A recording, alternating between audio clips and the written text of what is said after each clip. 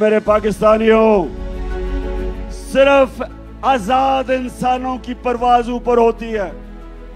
मैं वो पाकिस्तानी हूं, अल्लाह ने मेरे से बेहतर टैलेंटेड खिलाड़ी थे क्रिकेट में, मेरे से ज्यादा पैसे वाले लोग थे जो मेरे से ज्यादा अस्पताल बना सकते थे।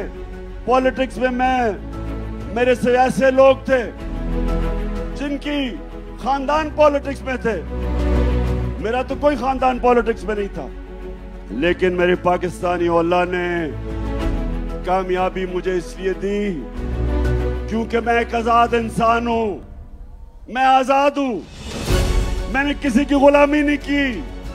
ला इलाहा इल्लल्लाह, नहीं है कोई खुदा अल्लाह के सिवा, ये इंसान को आजाद करता है। और मेरे पाकिस्तानियों, खास तौर पे मैं अपने नौजवानों को यह बताना चाहता हूं कि सिर्फ आजाद ज़हन, आजाद इंसान, आजाद मुल्क, सिर्फ उनकी परवाज ऊपर होती है। गुलाम तो अच्छी गुलामी कर सकते हैं,